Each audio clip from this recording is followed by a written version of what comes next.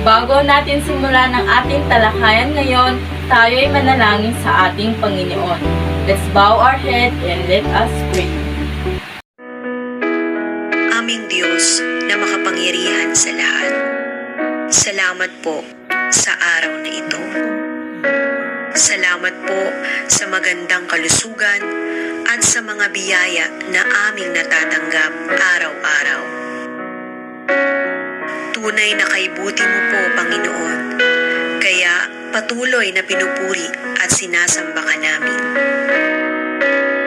Dalangin po namin, nagabayan niyo po kami sa araw na ito.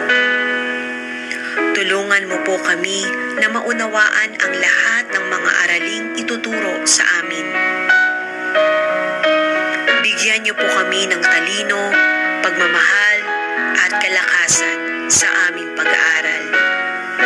Pagpalain mo po ang aming bansa, ang aming paaralan, ang aming mga guro at mga magulang.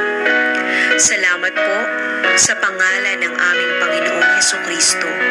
Amen. Magandang araw, ikalimang baitan. Ako nga pala si Teacher Dian, ang inyong guro sa Filipino. Gusto niyo bang matuto habang nagsasaya?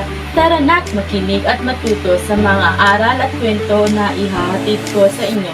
Basta batang matalino, siguradong listo at matalino. Narito ang mga layunin ng mga mag-aaral. Una, masagot ang mga tanong tungkol sa binasa o napakinggang kwento at tekstong pang-impormasyon.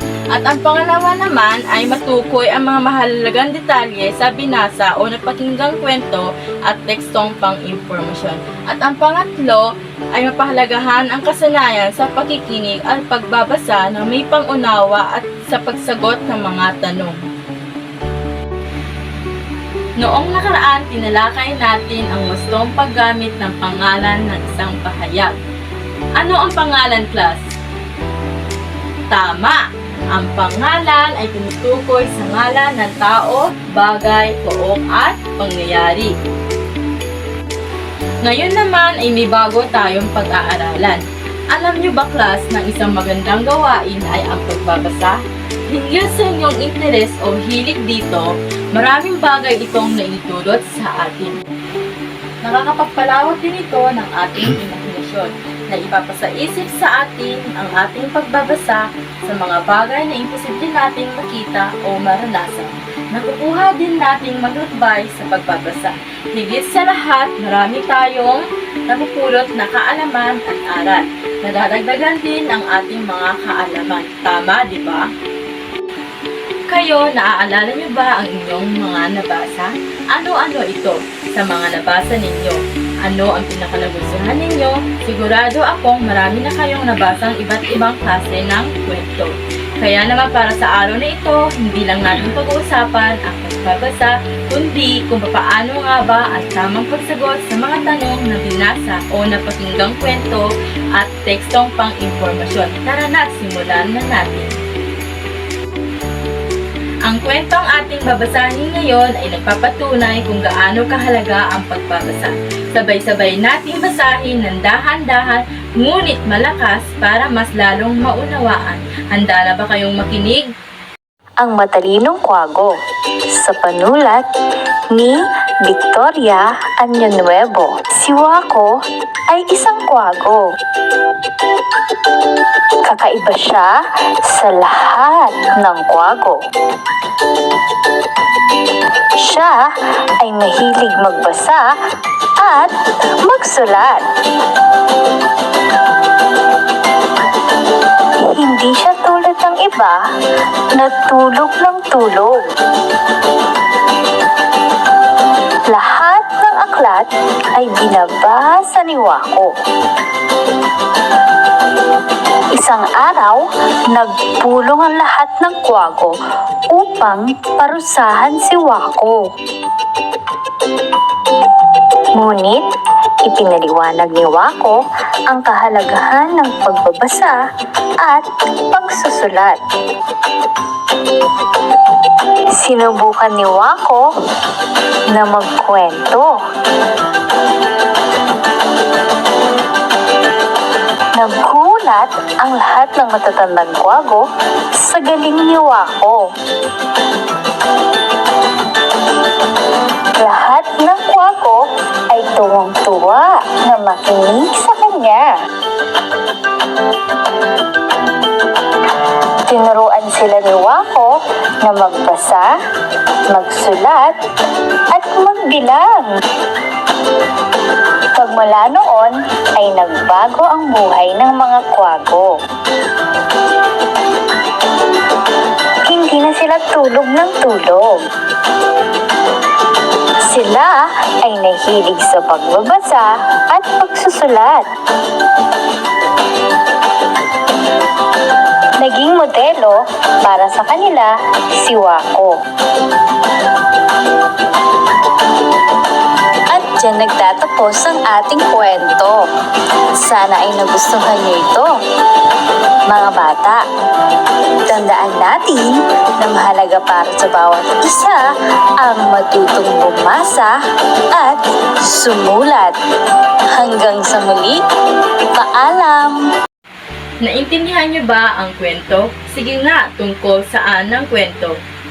Tama! Ang kwento ay tungkol sa kwagong matalino. Ano naman ang hilig ni Wako? Mahusay! Si Wako ay mahilig magsulat at magbasa.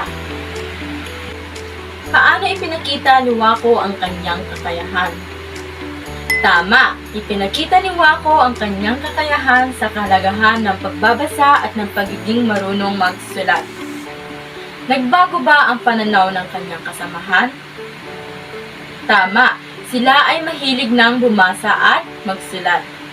Bakit naman kailangan matuto ang isang tao na bumasa at magsulat? Mahusay! Dahil ito ay ang pinaka-importante para tayo ay mas mabilis makaintindi.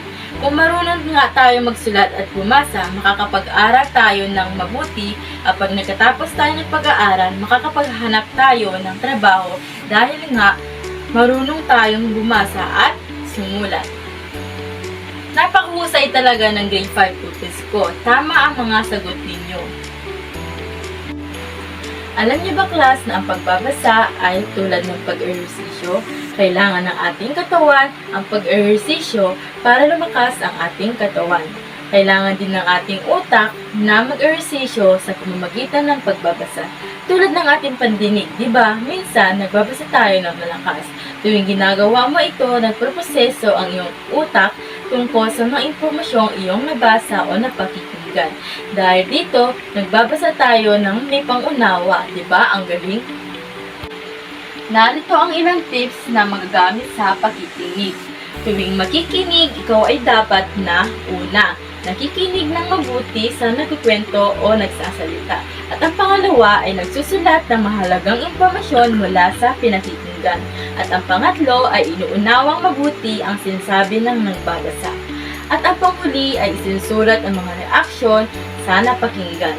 Pagkatapos makinig, pwede mo itong sabihin sa nagsasalita o ibahagi sa iba pang reaksyon.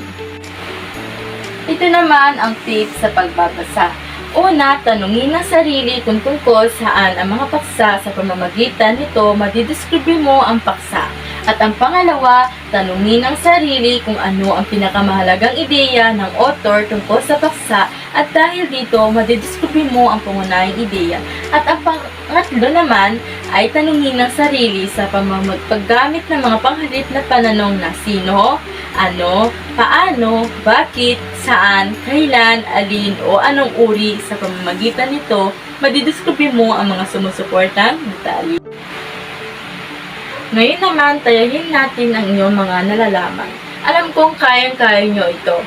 Pakinggan ng isang halimbawa ng balita sa radyo. Itala ang mahalagang impormasyon at sagutin ang mga sumusunod na mga tanong. Una, tungkol saan ang balita. Pangalawa, saan ito naganap? At ang pangatlo, sino-sino ang kasangkot dito? Ang pang-apat, ano ang naging solusyon sa problema? Handa na ba kayong makinig ng mabuti at tandaan ang mga dapat gawin sa pakikinig? Letter A, di ba tak A? Sa test run ng DepEd sa mga estudyante sa sitio Lunmasla, bayan ng Malapatan, Sarangani, sa paggamit ng radyo sa pag-aaral, nakitang hindi lahat ng pamilya ay may radyo para magamit ng mga bata. Kaya naman, nagsama-sama ang mga kabataang leader sa Sarangani para magtaguyod ng kampanyang radyo para sa baryo. Yung mga student na nahihirapang mag-learn na sila-sila lang, walang teacher. Kaya importante talaga na mayroong radio unit so that the students can listen to their teacher, may guide. Target ng kampanya na makapagbigay ng 1,000 transistor radio para sa mga batang mag-aaral sa mga liblib na barangay sa Sarangani. Sana pakinggan ninyo tungkol saan ang balita. Tama, ang balita ay tungkol sa pamimigay ng transistor radio sa mga batang mag-aaral sa mga kabataang leader ng Malapatan, Sarangani para sa distance learning. Saan naman ito naganap? Tama, naganap ito sa Sitiolan, Masla, bayan ng Malapatan, Sarangani. Sino-sino ang kasangkot dito? Tama, ang mga kasangkot dito ay ang mga kabataang leader at ang batang mag-aaral ng Sitiolan, Masla, Malapatan, Sarangani. Sa palagay ninyo, saan makikita ang tamang sagot? Makikita ito sa napakinggang balita. Kinakailangan lang basahin at unawain ito ng mabuti. Nauunawaan niyo na ba ang kalagahan ng pakikinig, pagbasa at pagsagot sa tanong? Kung sa ganon, maghanap kayo ng kaibigan inyong pagkukwentuhan. Maghanda kayo ng 3 o 5 tanong mula sa kwento na susubok sa inyong pag-iisip.